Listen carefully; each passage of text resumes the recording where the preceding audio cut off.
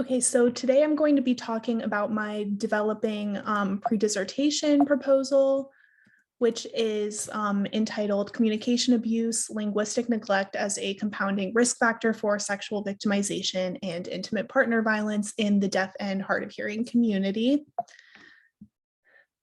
So to give you a brief overview of my process in selecting a research topic, like I mentioned last semester, I already had an existing interest in 2 lines of research, so I knew that I would want to go through my literature review by capitalizing on these 2 overarching areas and explore the potential for them to be tied together into one hypothesis.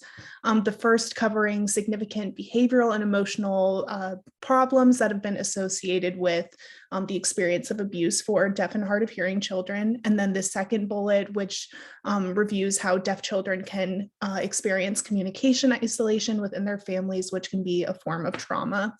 And I wanted to sort of enmesh the 2 and ask how might these 2 factors create an environment in which a deaf child is uniquely vulnerable to abuse, either during childhood or in later life. And so ultimately this led to my discovery of the information deprivation trauma phenomenon. Regarding deaf individuals, I do believe that access to communication and traumatization may go hand in hand. And information deprivation trauma is a concept that's been studied, and it sort of bridges the 2 concepts of limited language exposure and trauma experiences in deaf individuals. So this lent to my curiosity as to how communication isolation through the deprivation of language could act as a predicting factor for trauma exposure in those who are deaf.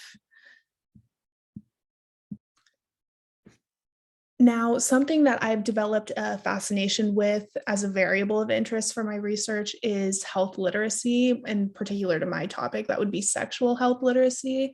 As you might imagine, this largely depends on language development and communication access so that we can gather information and become literate in topics relating to health. And hearing loss particularly can limit incidental learning, which many hearing people are able to benefit from simply by obtaining auditory information in their immediate environment, such as from the radio, television, or even overheard conversations.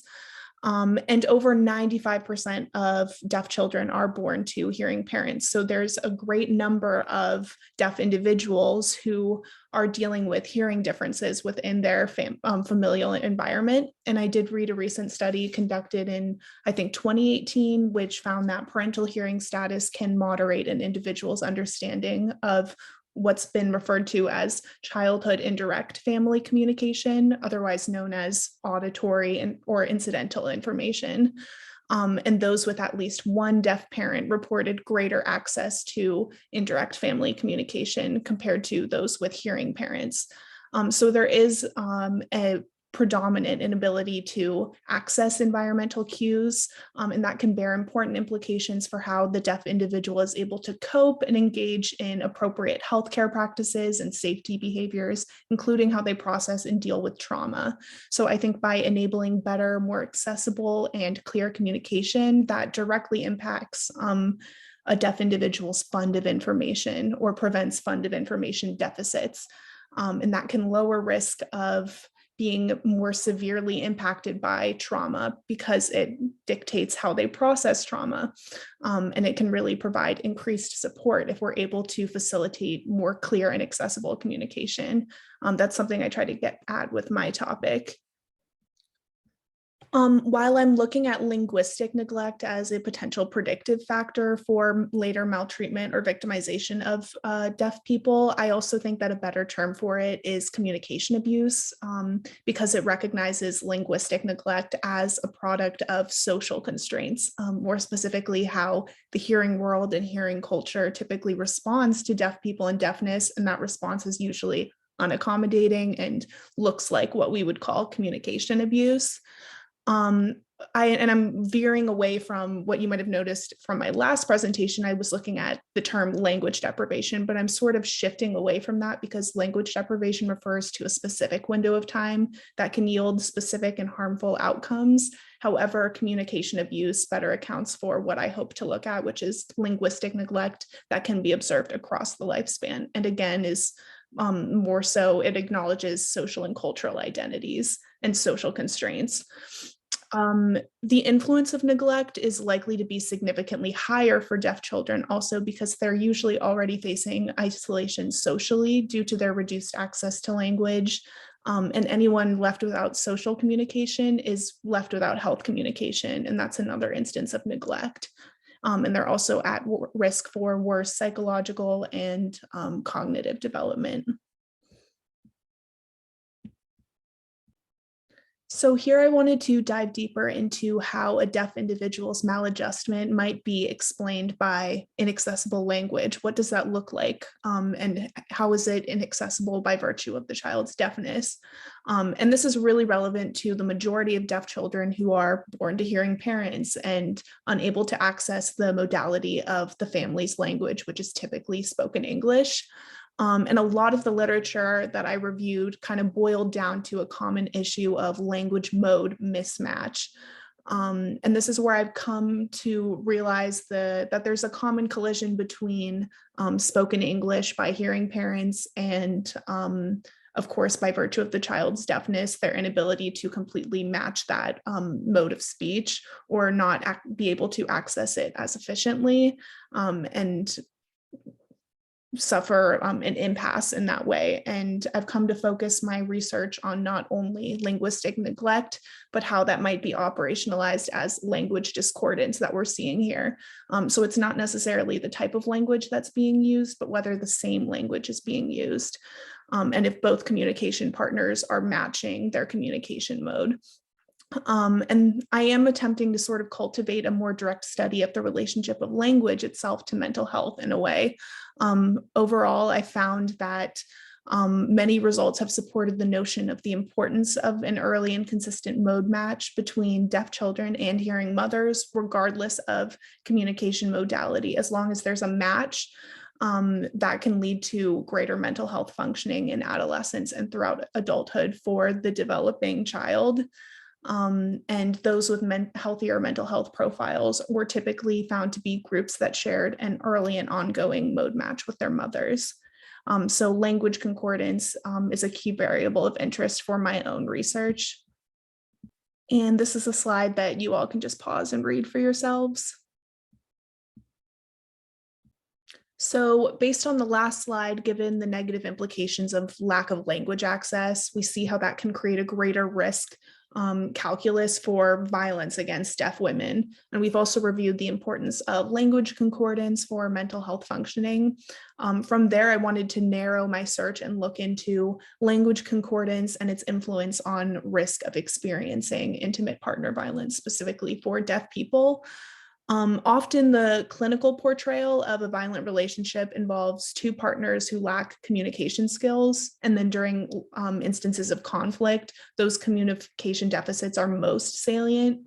And you might find that couples, especially those with hearing differences, they may find their disagreements escalating to violence because there isn't an equally accessible, equally fluent form of communication that's shared.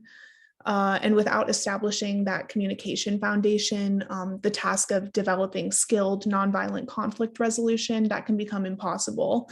And I think it's also important to look at hearing privilege and how that impacts or creates a majority-minority relationship. Specifically when looking at hearing deaf relationships, there is the potential for a power imbalance where disproportionate value is given to English over ASL as a preferred communication method. And it could also mean that one partner does not have equal access to the majority language. So that power differential between partners is sort of tied to an increased risk of psychological abuse, physical aggression, and life-threatening violence. So yes, similarities in hearing status and communication preference or language concordance are associated with increased levels of negotiation. And negotiation just means nonviolent means of conflict resolution, hopefully verbal negotiation or a signed negotiation. Although language preference compatibility has been investigated in previous studies as a factor that influences whether partner violence occurs, most typically these studies don't directly investigate the communication skills of their participants. And that's an important variable for my research interests, not just, especially when looking at linguistic neglect. While matching modalities is important between partners, I think the quality of that modality match or communication skill or level of proficiency, and whether both communication partners are on par, if they're on similar levels or different levels of communication skill, whether one's more advanced than the other. I think that is a strong and influencing factor when looking at mode match and quality of mode match between partners. Just by speaking the same language, we can't assume that a couple shares effective interpersonal and communication skills because they might be at differing levels of speaking that language. And a shared language foundation is by no means the only necessary condition for communication efficacy. Now, there is a general lack of consensus in the literature surrounding what exactly defines abuse. Across studies that I've looked at, definitions have been widely variable, and obviously this can leave abuse survivors struggling to label and process their own experiences of violence, especially considering the pervasive abuse script that's out there.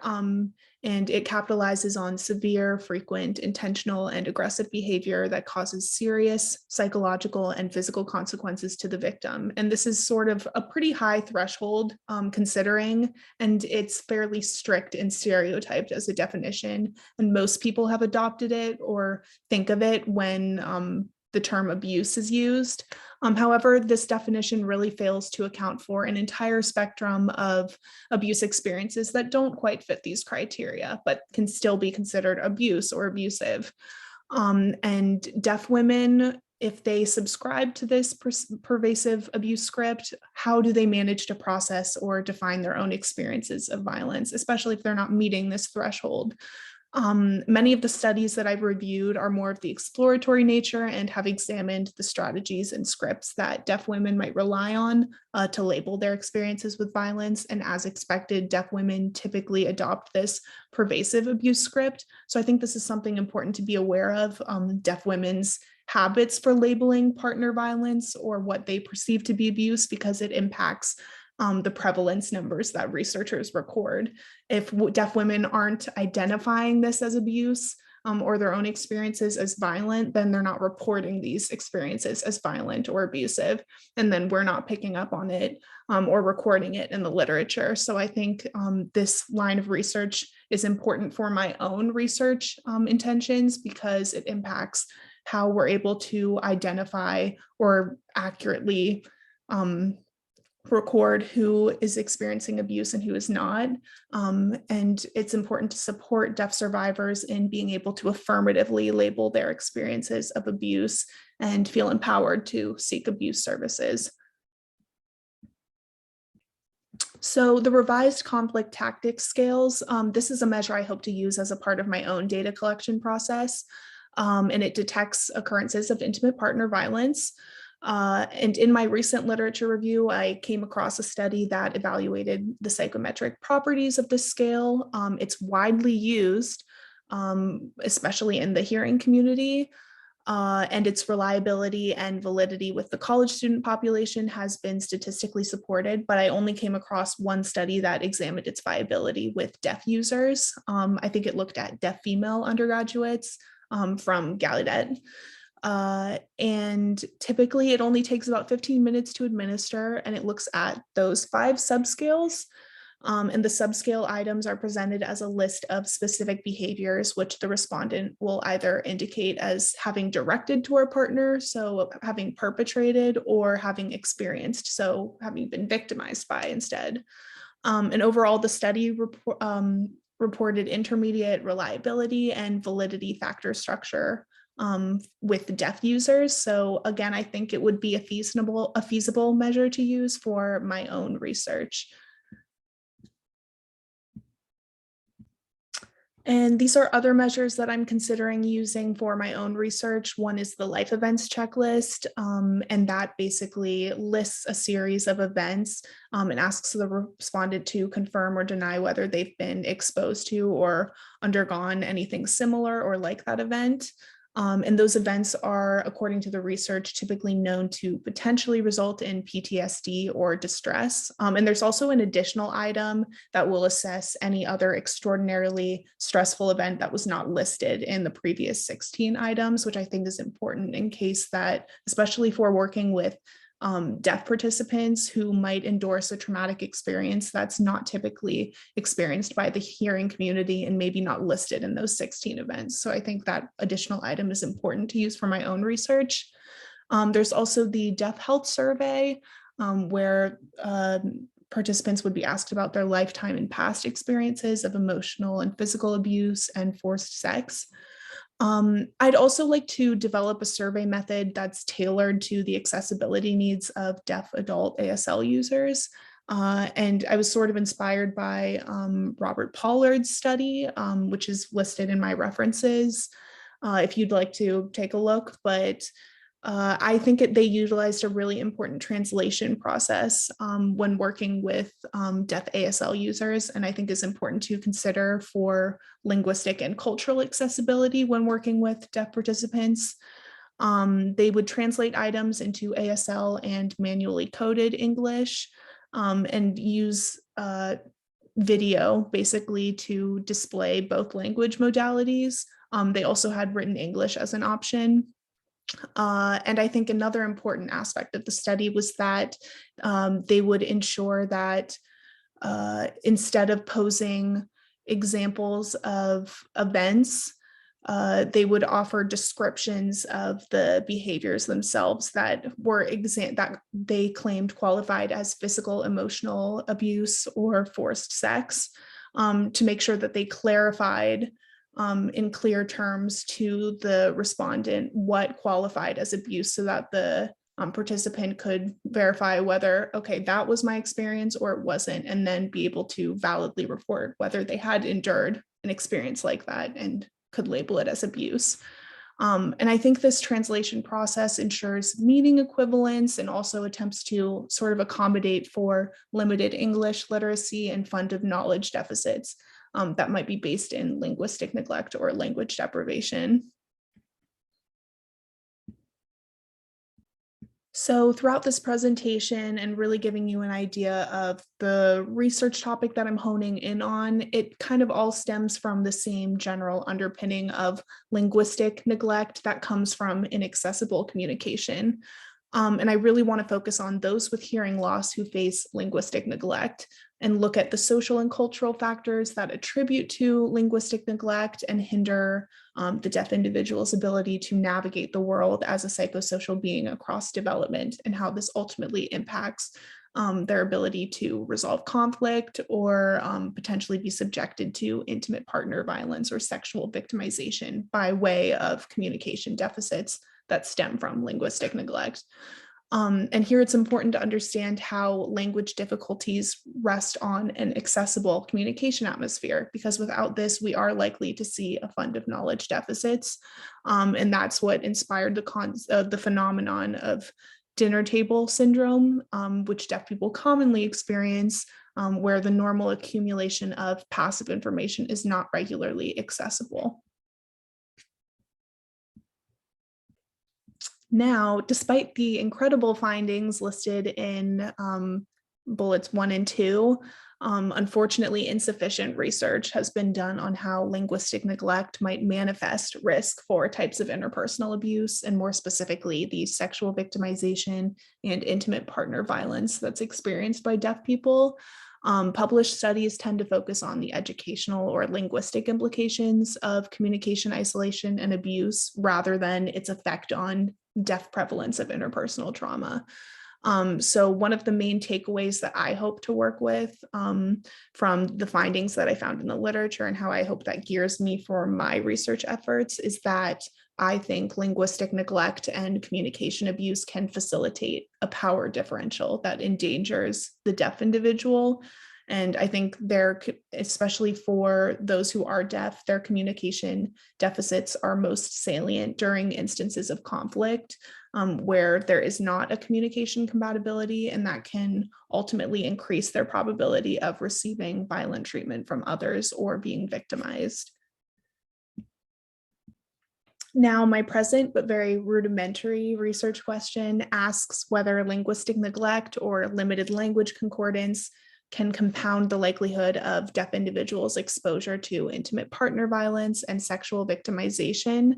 And from here, I ask whether sexual health literacy operates as a mediating factor for this potential association.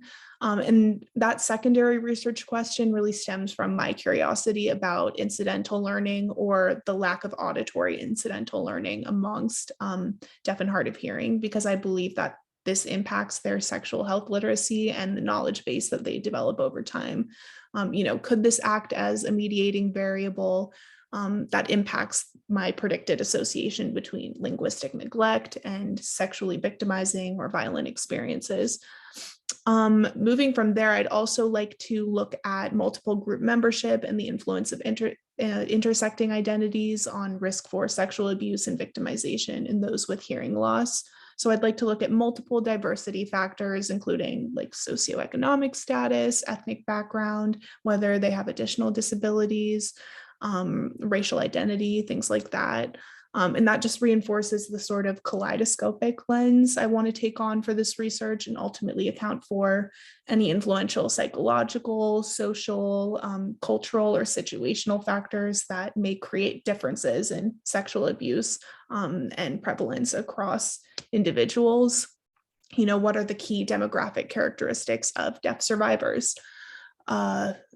So when looking at language concordance or discordance, which I included in my hypothesis statement here, and again, that's a work in progress, but when looking at language discordance as it relates to sexual victimization and interpersonal violence, I think this line of research fascinates me because it taps into the huge consequences that come from a deaf person's inability to share equally fluent, accessible communication. I think there are significant implications there that can dictate outcomes across the lifespan, and that simply cannot be ignored. So that's my project for now. Again, a work in progress, but I look forward to sharing this with you all and journeying together as we develop our pre-dissertation proposals. So thanks for watching.